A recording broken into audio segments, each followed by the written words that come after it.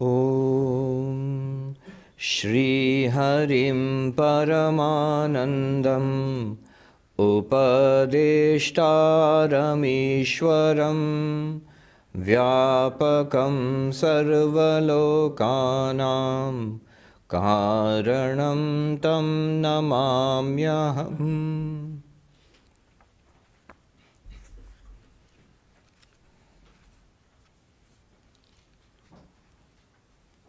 I recall that we had completed verse number 89, and now we are on verse number 90. Well, this is actually a landmark because all the teaching is completed by verse number 89. The teaching of Advaita Vedanta, which Shankaracharya was imparting, is over. So you'll be like, so are we free to leave now? Now, there remains some important issues to wrap up. Advaita Vedanta teaches Brahma Satyam Jagat Mithya Jiva Brahmaiva Napara. What does that mean? Brahman alone is real. The world is an appearance of Brahman. The world is an appearance, and the individual being, you or I, we are none other than Brahman. So that's the central teaching.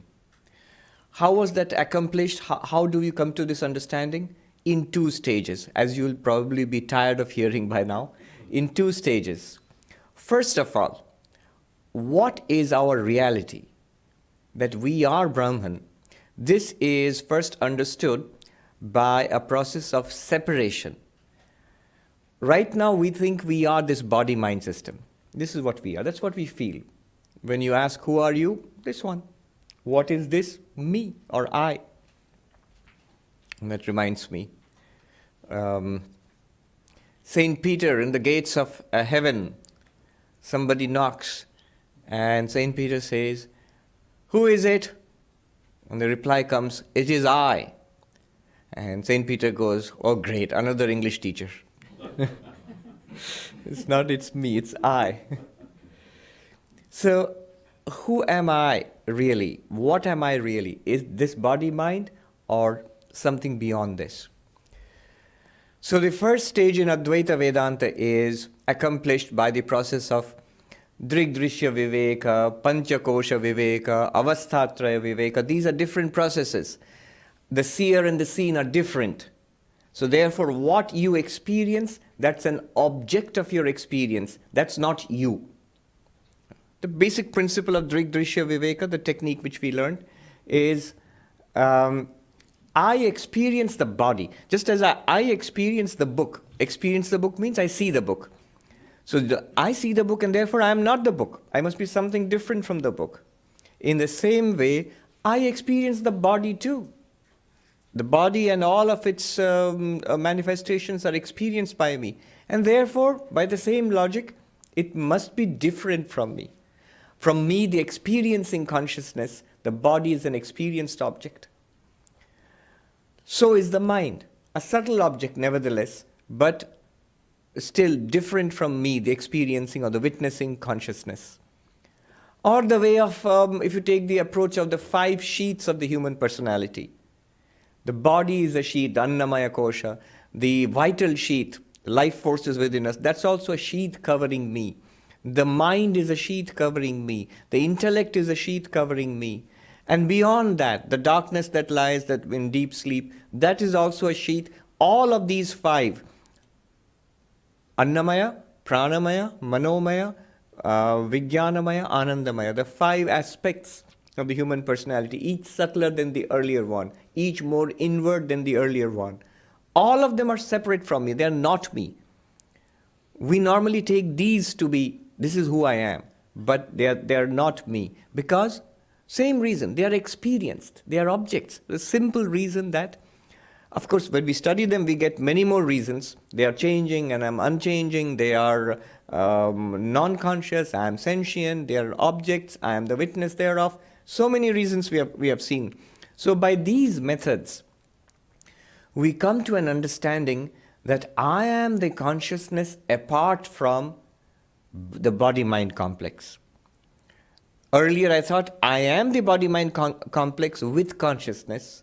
Now I think I am the consciousness which experiences a body-mind complex, works through a body-mind complex. So Atma, Atma means the self, I or you. You are the Atma. Atma is consciousness and body-mind becomes Anatma. Simple Sanskrit, it means not Atma. Self is consciousness and body-mind is not consciousness. What about the world? Not consciousness. Even right now, before we go into Vedanta, right now the world is not the self. The table and the chair are not the self. The chair you sit on is not the self, but the problem is we think that the body which sits on the self on the chair is the self. After the first stage of Vedanta, we think the body is also not the self. The consciousness which illumines this body-mind is the self. So this first stage is called Atma, Anatma, Viveka, the discrimination between the self and the not self. Remember, not just intellectually. Actually, you feel it. You see, Vedanta can seem terribly intellectual. It is. But what we are doing is we're using the intellect as an instrument to come to a very real understanding, not just an argument. These are all Vedanta, the process of Vedanta, the method of Vedanta is, it again and again gently points out to a fact which is an established fact already, which is already there. We're supposed to note it, to notice it. So that's the first stage. The first stage accomplishes, I am consciousness alone. Everything else is an object to consciousness. But that still leaves two kinds of realities. Me the consciousness, I the consciousness, and mind, body, universe, all not consciousness, not self. I am the self, Atma, everything else, not self. But there seems to be two kinds of realities. Self is one kind of reality, not self is another kind of reality. Now comes the second stage of Advaita, where we see the not self is not an independent reality. See, everything that you experience in this universe, the external universe, the body and the mind, all of that, note this very simple, interesting fact. All of that is experienced in you, the consciousness. Not an argument. Isn't it a fact? Where does your life take place? In your awareness. You will say, so? And the world is there and I am aware of it. But that very statement, our common sense approach is, the world is there and I am aware of it. Right? The building was there and I came into it. But that very statement hides a contradiction. Two things exist separately. When can you say that? When you can experience them separately. So the clock and the book, they are separate entities. How do you know? I can show you the book without the clock. You can experience the book independently of the clock. And the clock also you can see independently of the book. And hence you can claim they are different entities. I can see them differently. But here is an interesting question. We never ask ourselves this question. All the things in our life, can you actually experience them apart from your awareness, your consciousness? You cannot. After all, what is experience? What is experience? Objectifying things in your consciousness. That's experience. Things which become objects to your consciousness, that is experience. So the very term experience includes consciousness.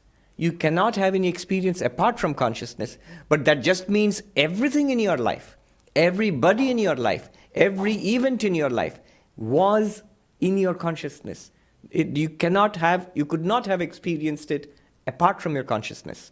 If you cannot experience it apart from your consciousness, you have no right to say that there is an independent world, there are independent people, there are independent events. In my life, apart from my consciousness or apart from I, the consciousness. It's logically you cannot assert that. If you could assert that, then you could assert anything. Right? All right. Which means the not self, this is the second stage. Anatma, the not self, is an appearance in the Atma. Are you with me so far? The not self is an appearance in the self. And it is nothing other than the self. A very good example is the dream. When you dream, you are yourself there in your own dreams. You are a person in your own dream.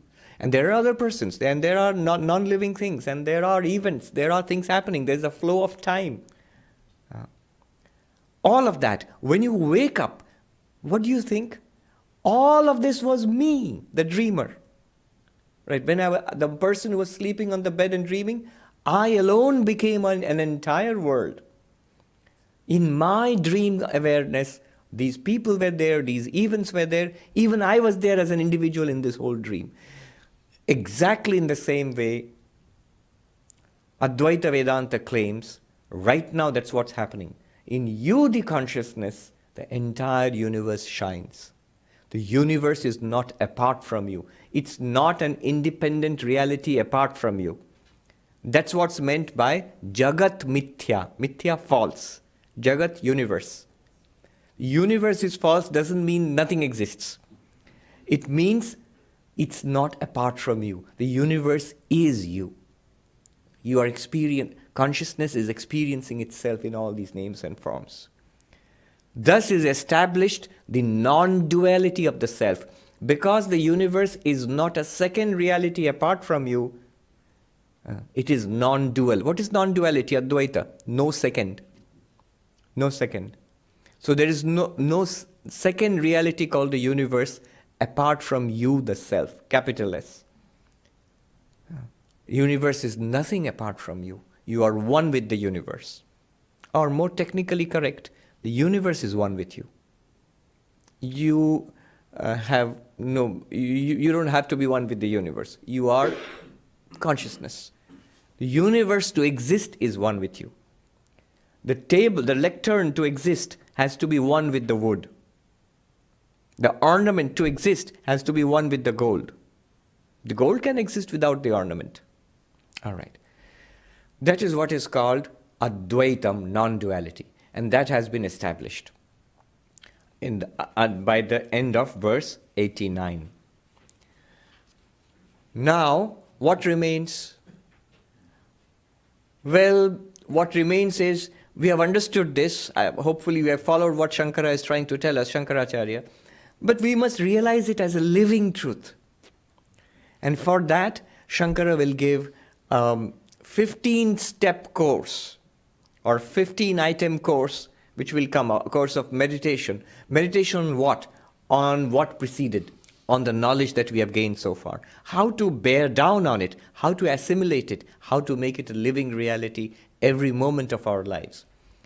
But before that, before giving the meditations, he takes up a philosophical issue.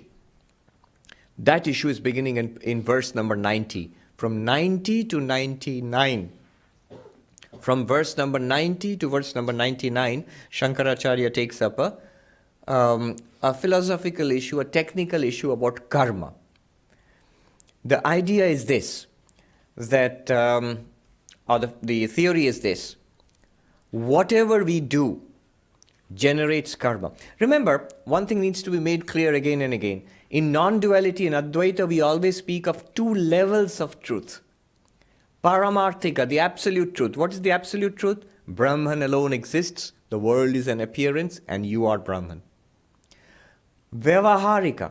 Vyavaharika means a transactional truth, a relative truth. What's the relative truth? This world, as it appears to us. In this relative truth, there is the theory of karma, which is something that Shankaracharya will comment upon now.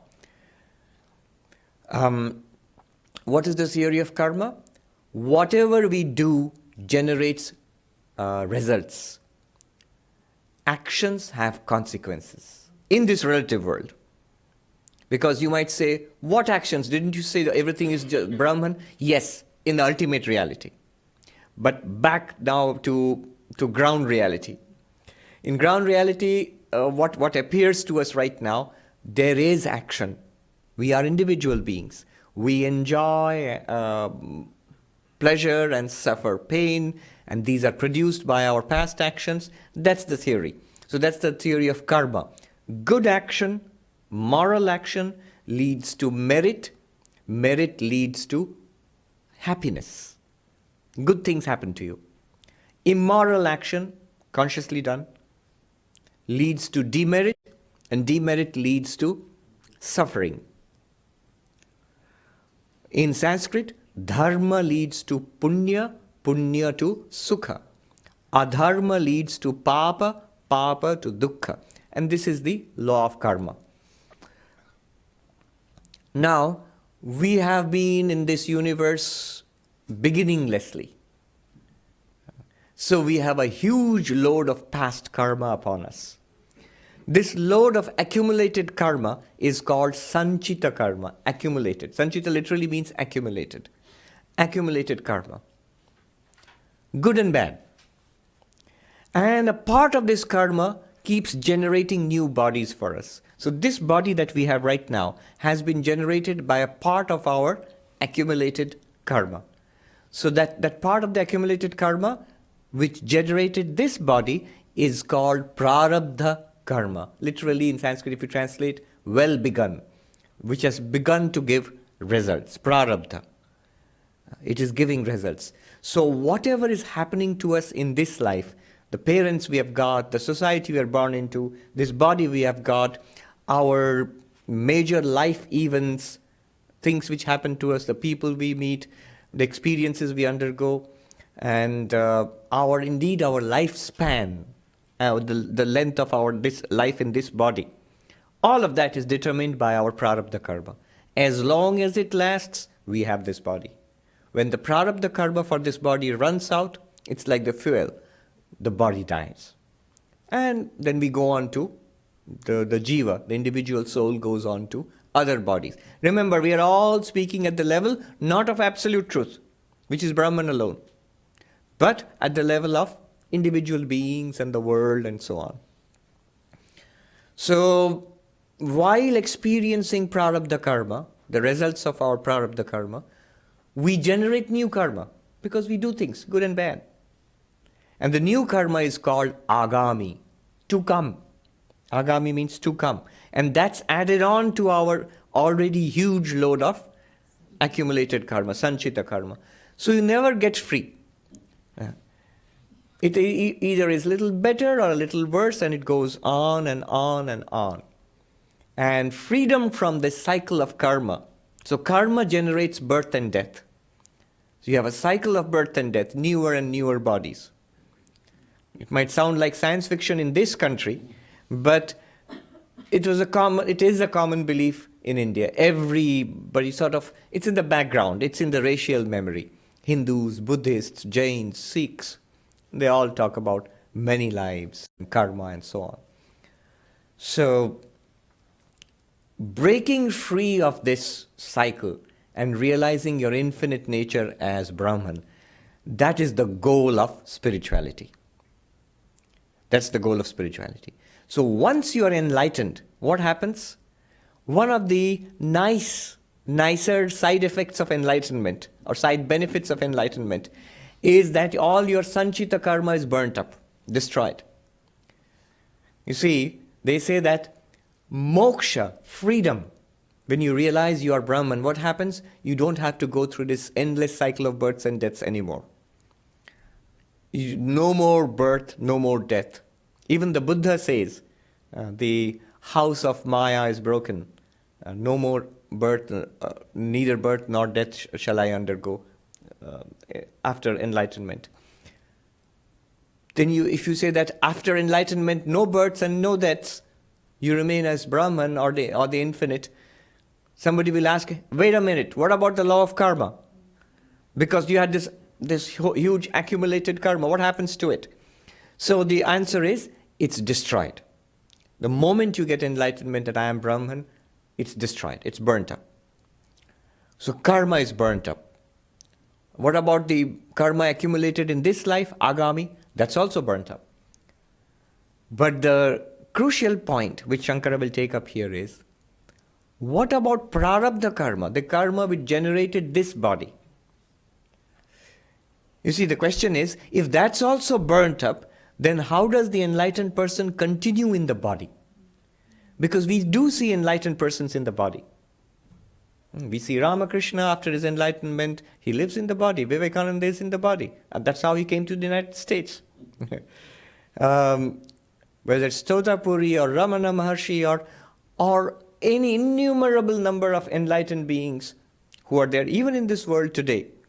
So they clearly continue in the body.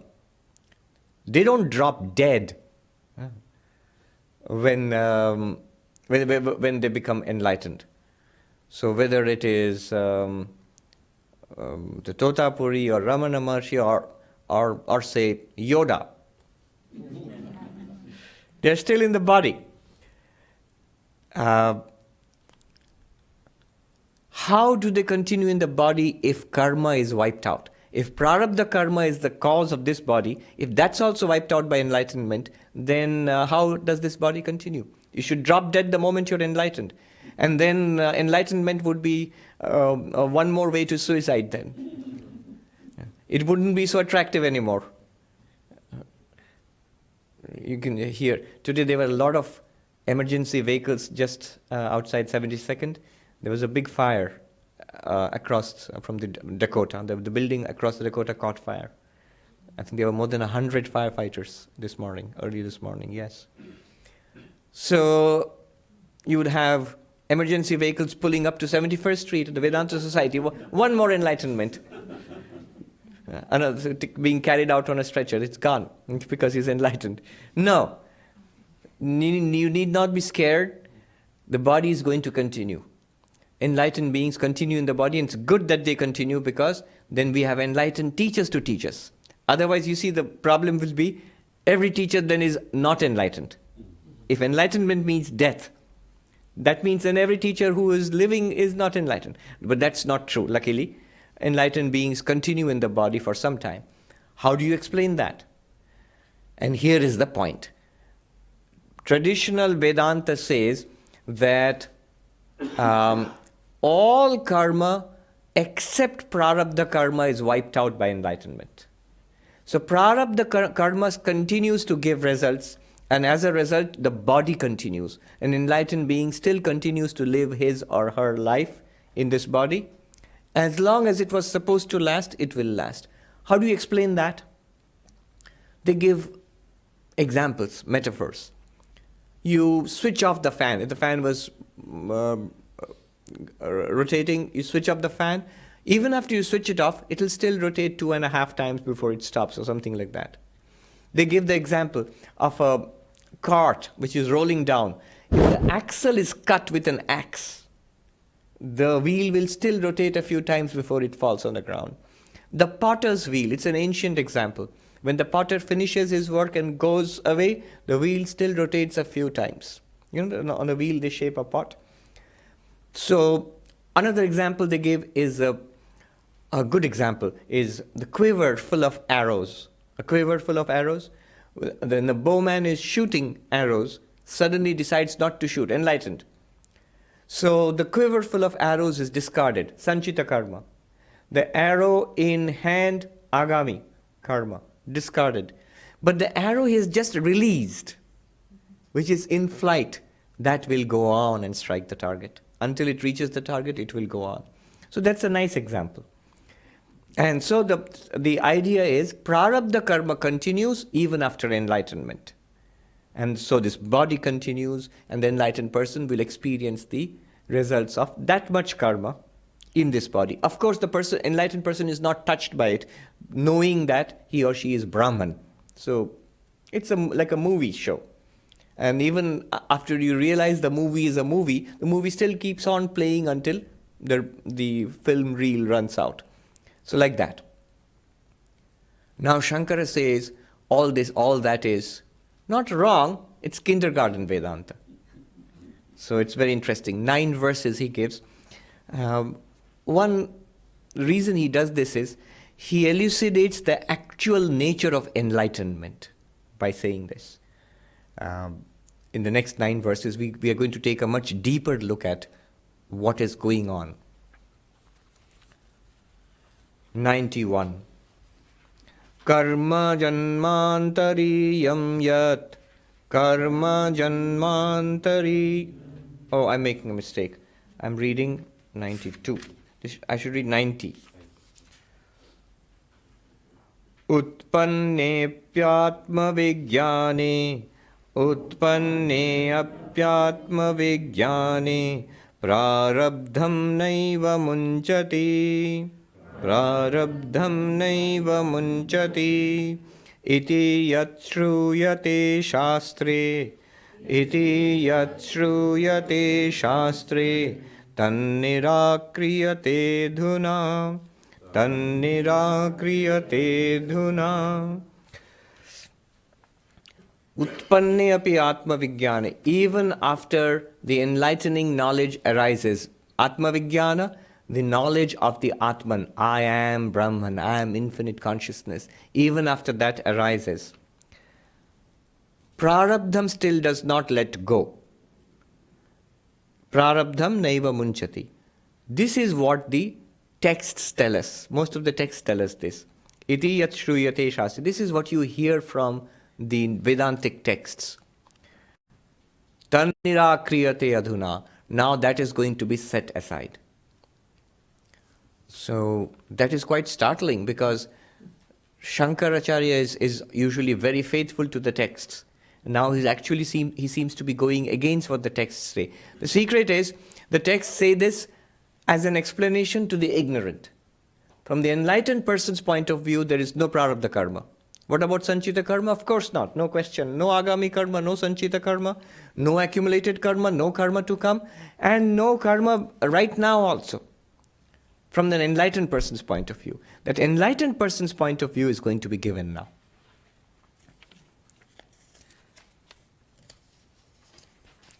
"91. How do you explain it then? Tattva jnana udayadurdhvam tattva jnana udayadurdhvam prarabdham naiva vidyate prarabdham naiva vidyate dehadinam sattvattu dehadinam sattvattu yatha swapno vibodhata yatha sapna vibodhata."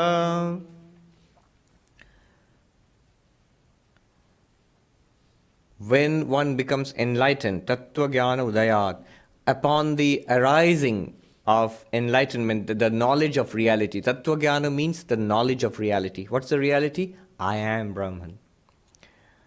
What happens to prarabdha? No prarabdha. The prarabdha karma, it's not there anymore. No karma is there, in fact, including prarabdha karma. How do you explain that? Because the first argument, he'll give 2 arguments. First argument, what does prarabdha karma do? The prarabdha karma produces this body, gives us this body. But when we become enlightened, body is real or not? It's not real. The world is an appearance. And this body, which is a tiny part of this world, of this universe, it cannot be anything other than appearance. It's also an appearance. Like in a dream. When you wake up from a dream, do you search for the explanation of what happened to my dream body? I wake up, I am here and on this bed, I just woke up now, but what happened to my dream body? Do you look for an explanation? How was the dream body born and what happened to the dream body? No. What do you realize? The first thing that you realize was, it was all a dream. Whatever I saw was a dream, and I myself, the body which I had in the dream, that was also part of the dream.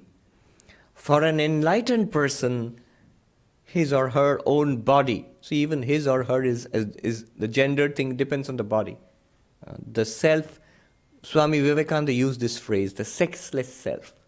Whose father, whose mother? So the self is not a body, and the body is an appearance in the self. There's no real body to consider. Now, the consequence is, if there is no real body to consider, where is the question of prarabdha karma which produces the real body? Why would you even seek for an explanation of the body if the body is an appearance? Just as you do not seek for an explanation of a dream body. He says, yatha swapna, just as a dream vibodhata, after waking up, you do not seek for an explanation of what happened in the dream because you realize it was a dream. Similarly, you realize this body, even while it is appearing.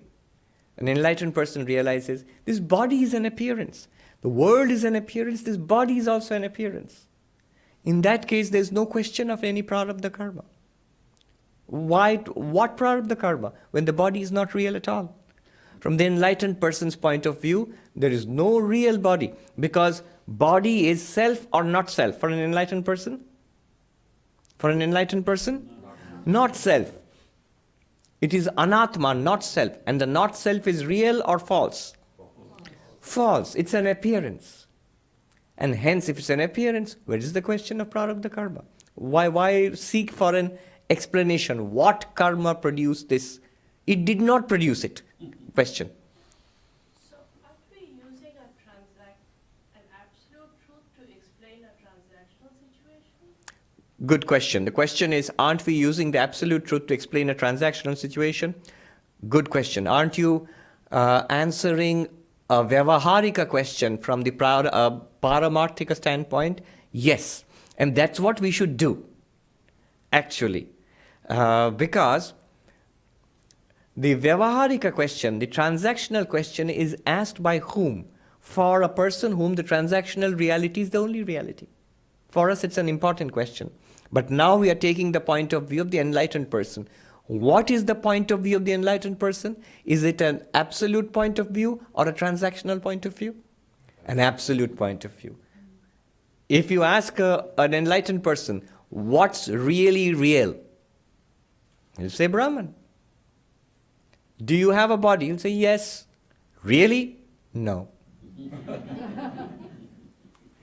The enlightened person does not think that he or she has a body. Does a body appear to you? Yes. Yes.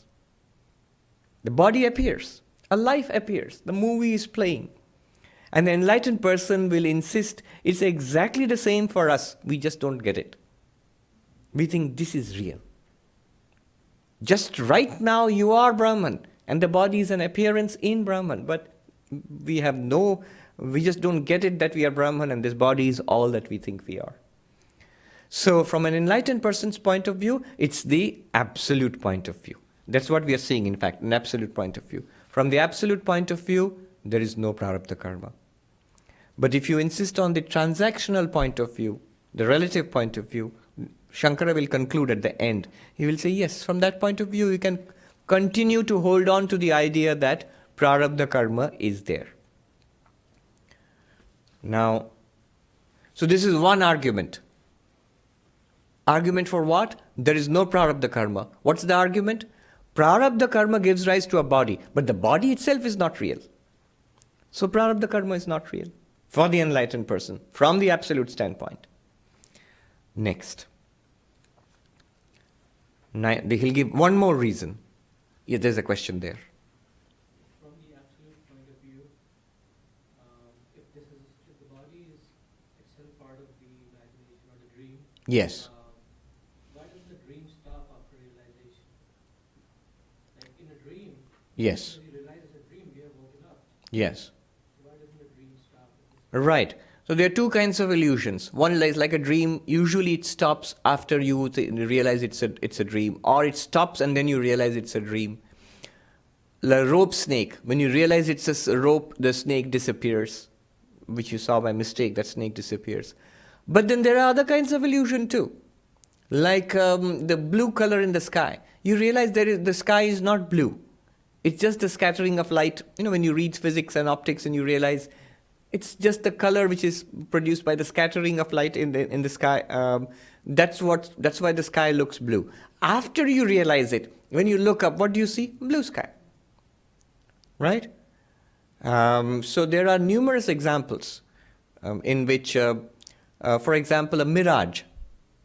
It looks like water there. First you think it's water. When you go close to it, it happened to Swami Vimuktananda in Rajputana in the desert. When he was walking, he was thirsty and he saw water. He went there and he saw it was a mirage. There's no water there. He started walking, looked back, and what does he see? Water. But he knows it's not water. Now the difference is, earlier he thought it was water. Now he knows it looks like water. He writes about this experience. Now he knows it looks like water, but it is not water. Same way, what about the world experience? It will continue. Enlightenment does not erase experience. Enlightenment shows you that the experience is an appearance in the consciousness. Yeah. I mean, is this the way you were explaining before, that this is dissolving the question rather than trying to solve the question, right? Because once it's enlightened, enlightened individual, they don't have to solve the question of prarabdha karma, how did this body come about? Right. They're dissolving the question itself. Yes, dissolving the question instead of solving the question. Yes, that's a nice way of putting it. In fact, the great philosopher Wittgenstein used to say that the real purpose of philosophy is to dissolve the problems of philosophy, not to solve the problems. If you give a solution, there will be somebody else who will refute that and they'll give an alternative solution and so on and so forth. Dissolve the question altogether. He used a phrase, show the fly the way out of the fly bottle. There's a bottle in which a fly is trapped. You have to show it out of that. So this is what it's done. Did I answer your question? Yes. So the world appearance will continue. Look at it in a deeper way. Our real nature is consciousness. The nature of consciousness is to shine forth. Consciousness automatically leads to experience. So consciousness will be experienced. There will be experience whenever you're conscious. You are consciousness, and hence you will experience things. One Swami in the Himalayas said that jnana, knowledge, anubhav ko mitana jnana nahi hai. To wipe out experience is not enlightenment. To realize the true nature of experience is enlightenment. So experience continues. The enlightened person also experiences the world. The unenlightened person also experiences the world. The difference is the perspective. The unenlightened person's perspective is body, mind, limited creature, little creature, miserable creature, lost in the vastness of this universe. An enlightened person's perspective is, I am the consciousness in which the universes, not one universe, universes are born and exist and disappear. You might say it sounds megalomaniacal. It's megalomaniacal only when one person claims it. You see? But Vedanta says it's true of all of us. We just don't see it. There's a story about, I think, Swami Ramtirtha or who was it? One Swami, whose brother was locked up in a mental asylum. And one day the Swami went to visit his brother, and his brother said to the Swami, look, you say that you are God and everybody worships you. I said I am God and they locked me up. It's so unfair. And the Swami said, well, brother, I say I am God and you are too and everybody else is too. But the difference is you are saying I am God, worship me. That's megalomania. There was another question. Yes.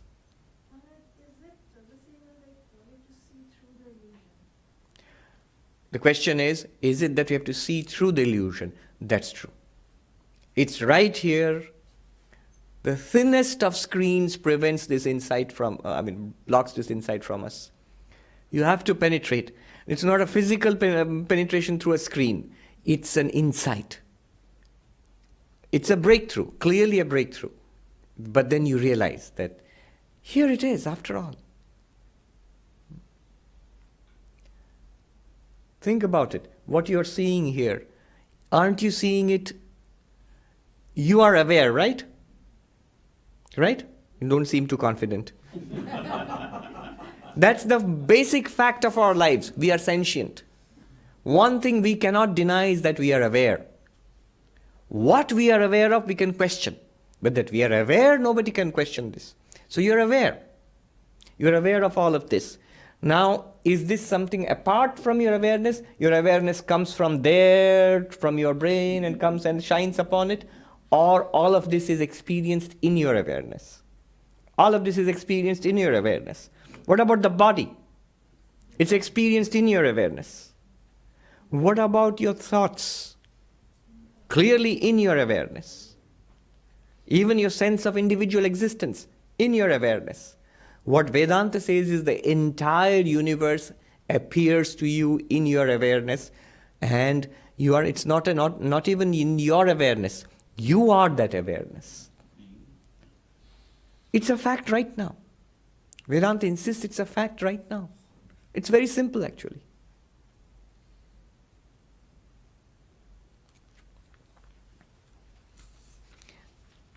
Next argument. Another interesting argument to show that there is no prarabdha karma. Karma janmantariyam yat prarabdham iti kirtitam tattu janmantara bhavat Pungso naivasti karhichit. This is really funny. It's very interesting. It's a wonderful insight into Advaita Vedanta. See, the story is, we are all spiritual seekers and adventurers. And when we find our true nature, what happens? Oh, I have been undergoing so much suffering, life after life. And now the great game has come to an end. No more is birth for me, no more is death. I am free of the prison of Maya. This is the story. And Shankara says, kindergarten Vedanta. There was a philosopher, Malkani, G.R. Malkani in India. He used to call it Vedanta for the dull. You mean to say this is not the story? Oh no. The story is much grander than this. The idea that's given to us is, we are undergoing a cycle of birth and death, and it will come to an end. When I'm enlightened, I will realize, oh, I had so much suffering, I had so many births and deaths. Now I am free of it all. Hence, there will be no future birth, no future death for me. And even the scriptures tend to speak in that way. Even the texts tend to speak in that way. But is that what happens? Actually, when you think about it, no. Upon enlightenment, do you know what one feels, what one sees? One sees that, let alone future births, I do not have any past births also. I was never born. I have never died. Bodies were born and died. They were appearances. They were the movies which shone in my consciousness. In my light, all these stories took place. Even this particular birth, I have not been born. When you look at it from the point of view of Brahman, one of the names of Brahman is Aja, the unborn. The unborn. We are the unborn. We never came into a particular body-mind complex. These all have appeared in our consciousness. It's actually a very simple fact. Even right now, the body-mind appears in my consciousness. What has happened is, what is birth? Vedanta has a very interesting take on birth. Birth is identifying with a body. Identifying with a body is birth. What is death? Disidentifying with a body is death. There is a body born and I think I am this baby. I don't consciously think it in English or Sanskrit or whatever. It's instinctive. It's instinctive. That's the role of Maya. Maya obscures the difference between the witness consciousness and the body-mind. When the difference between witness consciousness and body-mind is obscured, we see it as one package. Mind, body, consciousness, here I am. Now I am this squalling baby. And as the body grows and develops, I am a child, I am a teenager, a young person, a senior person, and I am going to die. It's the body appearing in me, the consciousness. It has no substantial reality. The substantial reality belongs to consciousness, not to the body. Yes. So death will also appear in my consciousness. Yes, and in you the consciousness. Death means death of the body. We normally think birth and death means birth of the body and death of the body. Vedanta says birth means identifying with the body, appropriating to yourself a body. I am this body. Then you are born. Death is, oh, this body is destroyed, it's buried or burned. I can't be this body anymore. That's death. Yes. So, my consciousness is one for everyone? Yes, yes, absolutely. Absolutely. Not my consciousness, I the consciousness. I am one in every body, mind shining through all these bodies and minds. One consciousness. And that one consciousness sees all these different experiences? Has all these different experiences within itself. That's the grand story of Vedanta. The entire universe and your life and all lives, they all shine in this one consciousness. In the consciousness. They are not separate from this consciousness. It is consciousness alone. Yeah, let her finish, yes. So the different experiences, the minute experiences are different. Yes. How do you explain it? You see? How do you explain it? Aren't the bodies different? Right now, you're each occupying a different chair. So the bodies are different. Aren't the minds different? Your knowledge and his knowledge are different. Your memories and her memories are different. Your tendencies and her tendencies are different. Where are the tendencies? In the mind. So because of different bodies and minds, the same consciousness appears to be different individuals undergoing different experiences. Right? Does that make sense? It's the same light coming through the different colored glasses in a stained glass in the church. And when you are inside the church, the same sunlight appears in so many different colors to you. Why? Because of the filter through which it passes. Similarly, one consciousness shining upon and through many minds and many bodies appears to be different individuals. So by itself, consciousness, it doesn't see anything. I'm just trying to... Yes. By itself, consciousness does not see anything. Well, consciousness is seeing all of this. You see, look at the question you're using, by itself. Well, according to Advaita Vedanta, consciousness is always by itself. There is nothing other than consciousness. What you are thinking of is, oh, consciousness, body, mind. Apart from body, mind, what happens to consciousness? You're thinking like that. But these bodies and minds are also within consciousness. They are none other than projections of consciousness through Maya, right? So in consciousness, in itself, by itself, it just remains as something a bit like pure light. But it also has the capacity of generating experiences of multiple universes, multiple lives. All of this is going on within consciousness, but not really going on. You say, really, what's going on? Nothing is going on, really. You are perfectly all right. You are the infinite awareness as perfect, eternally so. Even the language eternally so is a concession to time. You had a question. So, then why do we have the need, Swami, to manufacture so many bodies?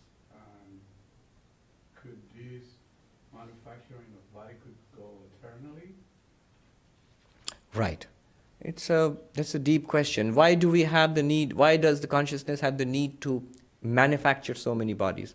Well, first of all, let me stop you right there. It manufactures nothing. Yeah. Advaita, as you're beginning to realize, is actually pretty easy.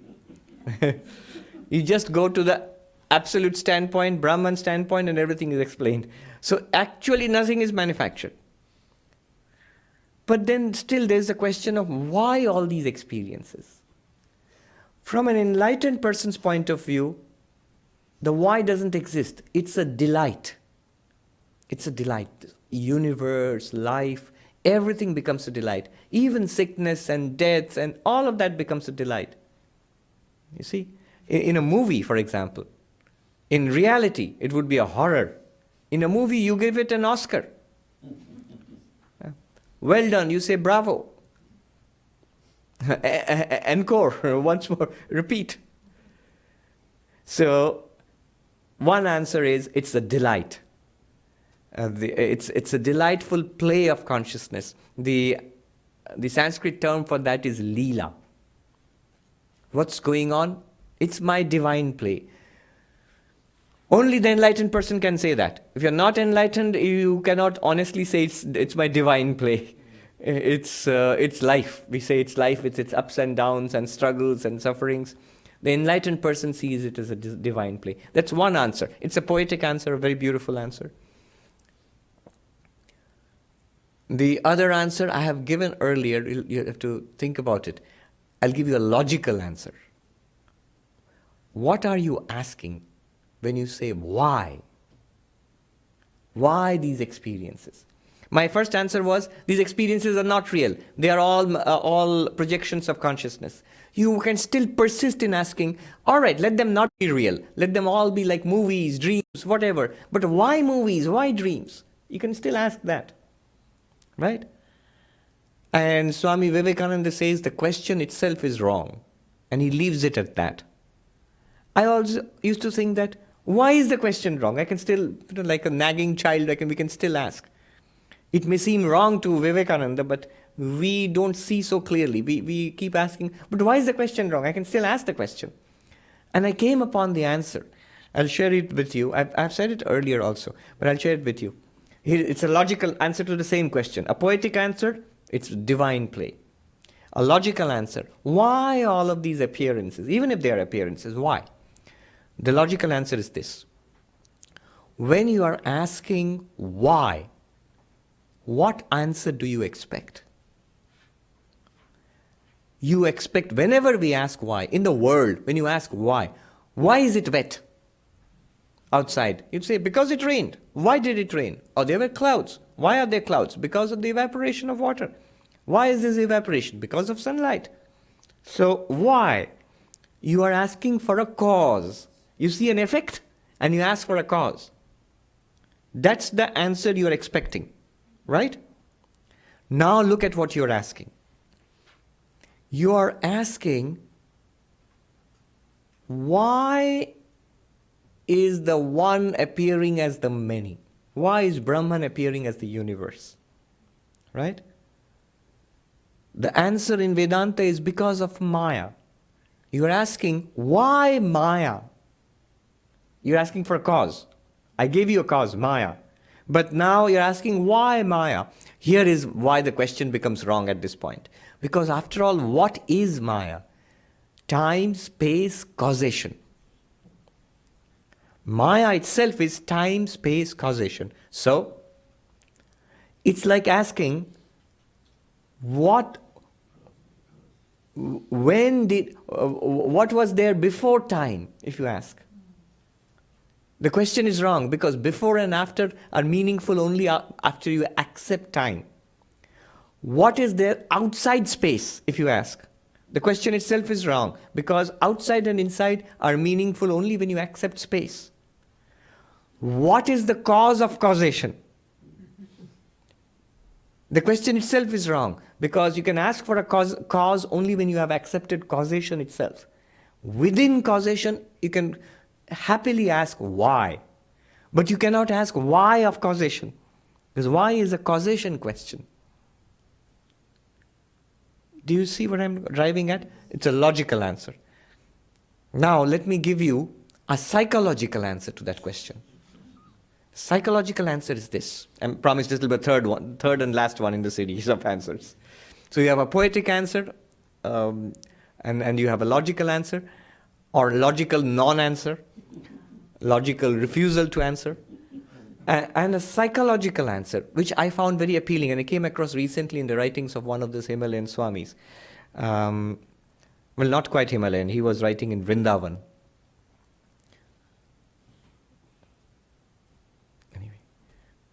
A story just occurred to me, but it's not relevant. So this Swami, he writes, think about it this way. Your very nature is consciousness. Our very nature is pure consciousness.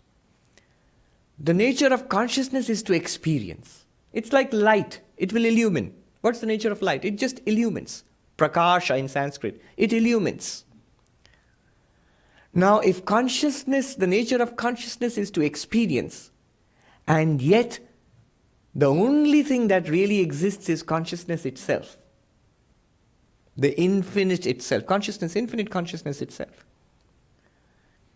Experience is always trying to limit, to see something in a slice. That's what's called experience. If you try to experience the infinite, how will you experience it? You cannot experience the infinite in one grasp, in one experience. You will experience it as the finite. It's cut up into pieces. It's like, the example that Swami gave was very nice. A little boy looks up into the sky. The very nature of the eyes is to see. The very nature of the sky is to be unseen. The nature of the sky is to be unseen. You can't see the sky. The eyes will see. The sky cannot be seen. So when the little boy looks up at the sky, what does he see? He will see something because the eyes have to see something.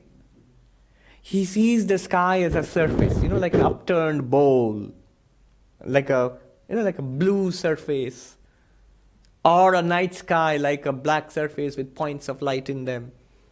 Which is false. The sky is not like an upturned bowl. It's a mistake. So when the infinite consciousness tries to experience itself, it experiences itself as the infinite experiences itself as the finite. The pure subject experiences itself as an object. The unchanging experiences itself as the changing. The conscious experiences itself as the inert, insentient. The pure bliss experiences itself as sukha dukkha, pleasure and pain. The non-dual experiences itself as the play of dualities. All of it false, not true, not real. But it's the very nature of consciousness.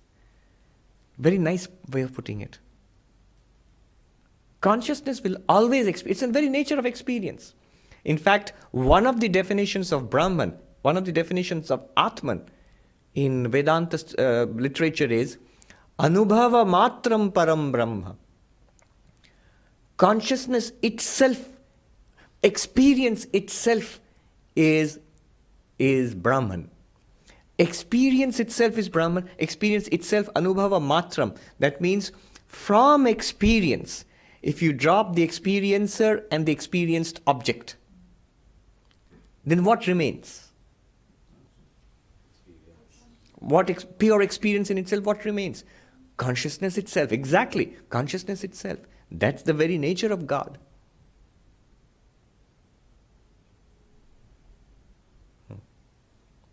That's the psychological answer. It's a beautiful answer. If you meditate on that itself, it can lead you to the edge of realization.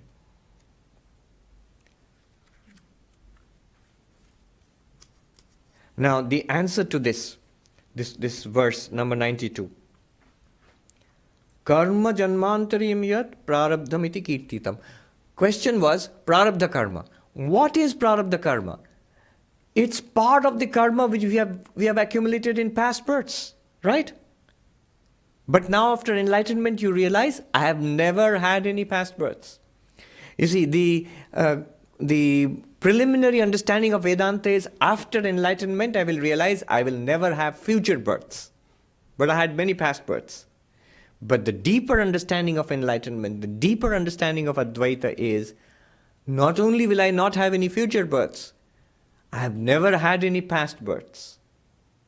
Consciousness never had any birth. Unborn. I have never had this present birth either. I've repeated that story of the Swami who went and asked another Swami that, is there one birth or many births? And the answer was, neither one birth nor many births. If there is not even one birth, how can there be many births? Please read the Mandukya. That was the advice given by one of the Swamis. So, since there is no past birth at all, where is the question of karma generated in past births? And where is the question of prarabdha karma? This is the second argument given by Shankaracharya. What was the first one? When you realize that you are Brahman, the universe is falsified, it becomes an appearance.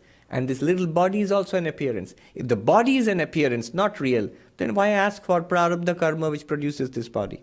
Not real. The second argument, what is prarabdha karma? Karma produced in my past births. No past births, so no prarabdha karma.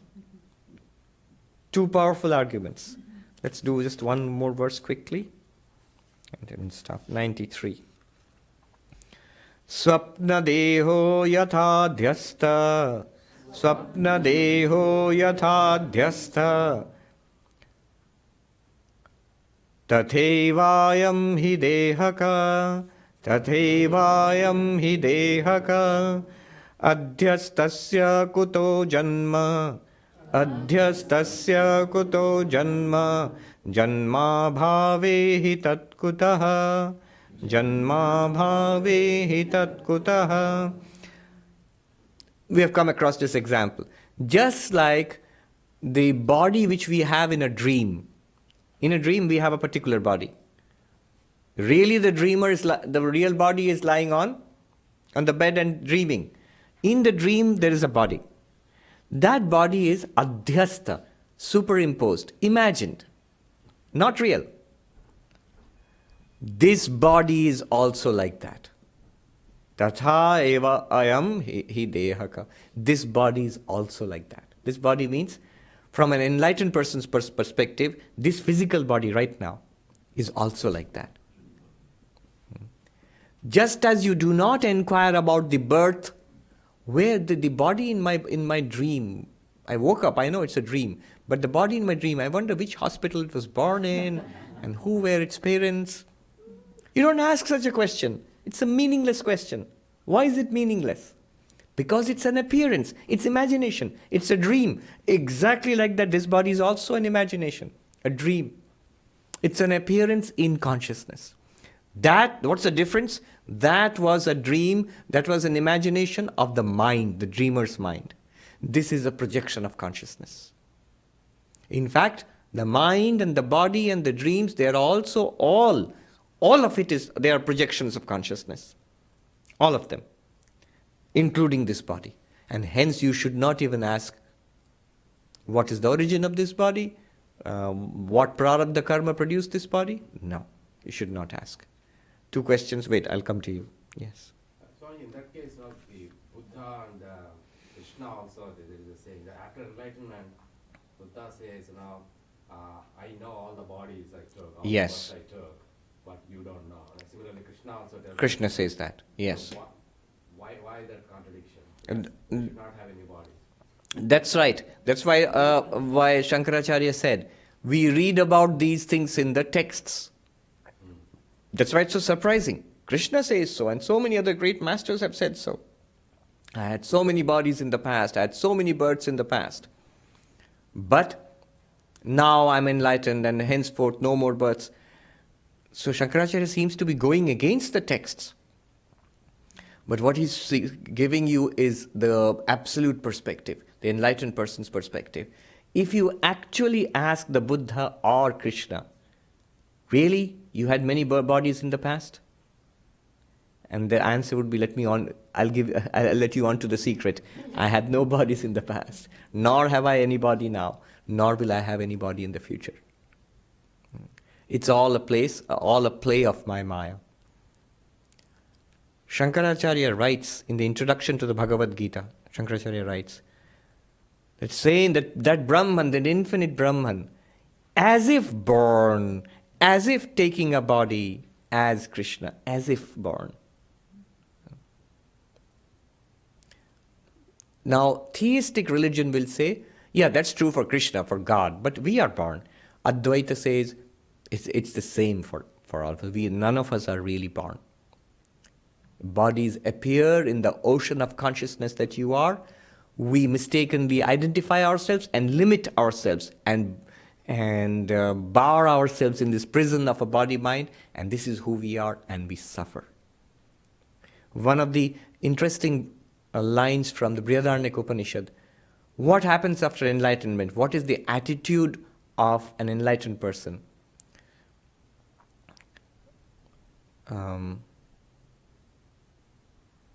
Atmanam ched vijaniyat ayam asmiti purushaha kimicchan kasya kamaya shariram manusangjaret. Beautiful. When you realize, I am this infinite being, consciousness, bliss. For what? Desiring what? Desiring what, and for whose sake should I continue to suffer with the body? Body will continue to suffer. It will have illness, it will go old, it will die. But why should I identify myself with it anymore? I know I am the infinite screen on which this movie is playing. Why should I identify myself with the tragic hero of the movie? I'll enjoy it. I'll enjoy the movie. Let it go on. But I am not that. Okay. We'll conclude with that question. You had a question in the back? Yes. No, it's this, Maharaj, it was the identical question about the Bhagavad Gita and Krishna. Right. Krishna clearly says, O Arjuna, I and you, we have had many births in the past. I remember them all, but you do not. So, isn't Shankara going against it? Apparently, yes. But he's letting us onto a great secret. That neither Krishna, nor Arjuna, nor us, we were never born. And nor are we born right now, never died, nor are we going to die. We are that immortal, birthless, deathless consciousness. Think about, I have thought about it in a different way. Think about it in terms of justice and injustice. Look, there is terrible suffering in the world. You or I may not have suffered so much, but people do suffer a lot. Now, if enlightenment were to release you from that suffering, that's great. But what about the suffering that's already passed? We have undergone so much suffering. Yes, we get release from the suffering. But that does not erase the fact that people have helplessly suffered life after life. This enlightenment erases all of that. I think it makes sense. Otherwise, the universe, this creation would be evil. There would be deep evil in this creation. Just one observation, Swami. Can't we say that we will remember all the movies that we watch? In the Yoga Sutras, it does say. In the Yoga Sutras, As an explanation for what Krishna said and Buddha said. in the Yoga Sutra, it says at the point of enlightenment, in the last birth, the Yoga Sutras clearly say at the last birth, the yogi remembers all past incarnations. Yes. But do you see the point I'm making about justice? If suffering is real, then there's no excuse for it. The universe is evil. That people, you see, our own suffering we may forgive. The suffering of innocence, the suffering of animals, of helpless creatures. Advaita seems to give you a release that yes, you will get enlightenment and then be released from suffering. But what about all the suffering that was in the past? So many lives and lives of suffering. That is not erased. But if this is the real nature of enlightenment, I am this infinite consciousness in which all this is experienced. I am not touched the least by any of it. In that case, there is justice, there is goodness. Okay, let's stop here.